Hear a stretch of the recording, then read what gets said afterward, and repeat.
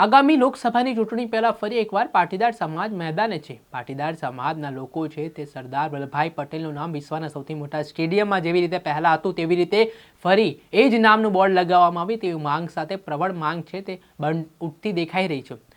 આ વાત કરવામાં આવે તો સરદાર સંકલ્પ આંદોલન સમિતિ દ્વારા આ આખું આંદોલન છે તે ચલાવવામાં આવી રહ્યું છે અને તેમનું કહેવું છે કે જે હાલ વડાપ્રધાન નરેન્દ્ર મોદીના નામથી આ સ્ટેડિયમને જાણે છે લોકો, તેને પહેલાં જે સરદાર વલ્લભભાઈ પટેલના નામે આ સ્ટેડિયમ હતું તે નામ છે ફરીથી રાખવામાં આવે તે પ્રકારની માંગ કરવામાં આવી છે અને આંદોલનોની પણ શરૂઆત કરવામાં આવી છે।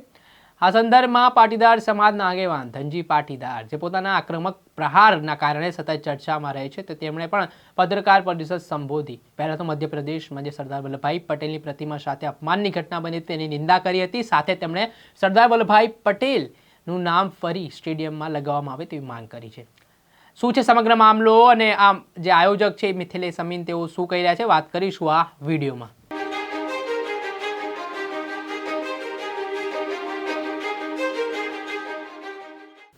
નમસ્કાર દર્શક મિત્રો, નવજીવન ન્યૂઝમાં આપનું સ્વાગત છે। હું છું ફૈઝાન। સરદાર વલ્લભભાઈ પટેલની જન્મભૂમિ કરમસદ ખાતેથી આંદોલનની ફરી એકવાર શરૂઆત થઈ ગઈ છે। જે પાટીદાર સમાજના જે લોકો છે તેઓ ફરી એકવાર માંગ કરી રહ્યા છે કે જેવી રીતે વડાપ્રધાન નરેન્દ્ર મોદીએ વિશ્વના સૌથી મોટા સ્ટેડિયમ નરેન્દ્ર મોદી સ્ટેડિયમ પર પોતાનું નામ લગાવ્યું છે તે નામ તેઓ હટાવે અને સરદાર વલ્લભભાઈ પટેલનું નામ છે ફરી એકવાર ત્યાં પૂર્વવત કરાવે તે પ્રકારની માંગણી સાથે છે તે કરમસદથી આંદોલનની શરૂઆત છે તે થઈ છે। આને લઈને સરદાર સન્માન સંકલ્પ આંદોલન સમિતિ છે તે કાર્યક્રમો આપી રહી છે, લોકોને જાગૃત કરવાનું કામ કરી રહી છે અને તેને લઈને શું કહી રહ્યા છે તે સાંભળી લો। આજે પ્રેસ કોન્ફરન્સ એ બાબતને લઈને કરવામાં આવી છે। બોલશે મતદાર હું છું, આ મુદ્દાને લઈને પ્રેસ કોન્ફરન્સ કરવામાં આવી। ડબલ એન્જિનની સરકાર છે ભારતીય જનતા પાર્ટીની, ડબલ એન્જિનની સરકાર ચાહે ગુજરાતમાં હોય ચાહે મધ્યપ્રદેશ, દરેક જગ્યાએ સરદાર વલ્લભભાઈ પટેલ સાહેબનું અપમાન કરવામાં આવ્યું છે। ટૂંક જ સમયના હમણાં 2-4 દિવસ પહેલા જ મધ્યપ્રદેશની અંદર સરદાર વલ્લભભાઈ પટેલ સાહેબની પ્રતિમાને તોડી અને આ ખૂબ જ એવો અપમાન કરવામાં આવી રહ્યો છે। પણ વડાપ્રધાન નરેન્દ્ર મોદી એ એક શબ્દ બોલવા માટે તૈયાર છે। અમારી લડત એક જ છે, સરદાર સન્માન સંકલ્પ આંદોલન સમિતિ તો મોટેરા સ્ટેડિયમ પર જે સરદાર વલ્લભભાઈ પટેલ સાહેબનું નામ હતું તેને હટાવી અને વડાપ્રધાનશ્રીએ પોતાનું નામ લખી દીધું છે, જીવત જગતનું કર્યું છે અને આ અપમાન ક્યારે પણ સાખી લેવાય નહીં। જેમ 496 વર્ષ બાબર દ્વારા જે ભગવાન શ્રી રામના મંદિરને તોડી પાડી અને તેઓ મસ્જિદ બનાવી દીધી, એનો ન્યાય સુપ્રીમ કોર્ટ દ્વારા એવો ચુકાદો આપવામાં આવ્યો તો ભાઈ જે કહ્યું હતું એ ખોટું કર્યું અને આજે રામલલ્લા એમના અયોધ્યાની અંદર મંદિરની અંદર બિરાજમાન છે।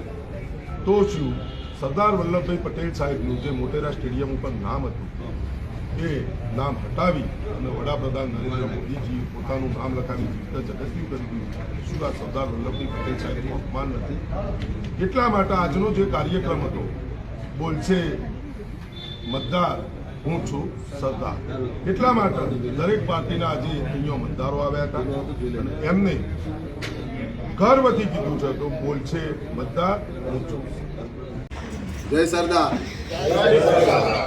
પહેલા ગુજરાતમાં અને હવે મધ્યપ્રદેશમાં ભારત રત્ન શ્રી સરદાર સાહેબનું અપમાન થયું એ ખૂબ જ દુઃખદ અને નિંદનીય બાબત છે। એટલે હવે બોલશે મતદાર હું છું સરદાર એ જે આપણે આ કાર્યક્રમના ભાગરૂપે ભેગા થયા છીએ એની અંદર સૌથી પહેલાં હું બ્રીફ કરી દઉં। મારું નામ મિથિલેશ અમીન છે। હું અખંડ ભારતના શિલ્પી અને લોહ પુરુષ એવા સરદાર વલ્લભભાઈ પટેલના ગામ કરમસદનો રહેવાસી છું અને વિશ્વના સૌથી મોટા સ્ટેડિયમ ઉપર ફરીથી સન્માનભેર સરદાર વલ્લભભાઈ પટેલનું નામ લખાય એ માંગ સાથે શરૂ થયેલ આંદોલન સરદાર સન્માન સંકલ્પ આંદોલન સમિતિનો અધ્યક્ષ છું। આ સમિતિના કેટલાક પ્રશ્નો સાથે આજની આ પ્રેસ વાર્તા શરૂ કરીએ છીએ। શું આ દેશમાં ચૂંટાયેલ કોઈ પણ વ્યક્તિ પોતાની જાતે ને જાતે આ દેશની ધરોહર અને ઇમારતો ઉપર પોતાનું નામ લખાય એ માટે અગાઉથી નામ લખેલું હોય એને ભૂસી શકે છે, મિટાવી શકે છે કે ઉતારી શકે છે? એ આ પહેલો પ્રશ્ન છે. શું પોતાની જાતે તકતીઓ લગાવી અને પોતાના માન સન્માનમાં વધારો થયો છે એવો ડંકો પીટાય તો પછી સરદાર સાહેબના દેશ અને દેશવાસીઓ પરત્વેના કામોને લીધે જે દેશવાસીઓએ સરદાર સાહેબનું મોટેરા સ્ટેડિયમ ઉપર શ્રદ્ધાંજલિ આપવા માટે નામાકરણ કરેલું હતું તેને ઉતારી દેવાથી શું દેશવાસીઓ કે સરદાર સાહેબનું અપમાન નથી?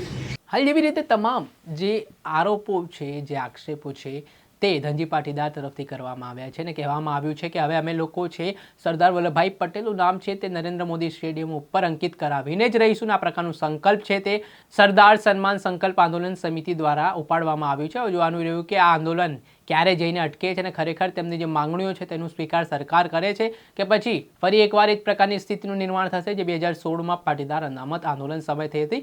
જો કે ખેર અત્યારે તો આ પરિસ્થિતિ તો નથી બની, પરંતુ ધીમે ધીમે આંદોલન છે તેની શરૂઆત થઈ ગઈ છે ને હવે લોકો રસ્તે રસ્તે જે પાટીદાર સમાજના લોકો છે તે લોકોને જાગૃત કરવાનું કામ છે તે કરતા નજરે પડી રહ્યા છે. દર્શક મિત્રો, અત્યાર સુધીમાં બસ આટલું. આવા વિડીયો સાથે આપણે માહિતગાર કરતા રહીશું. નવજીવન ન્યૂઝની ચેનલને લાઇક કરો, સબસ્ક્રાઇબ કરો અને શેર કરવાનું ભૂલતા નહીં.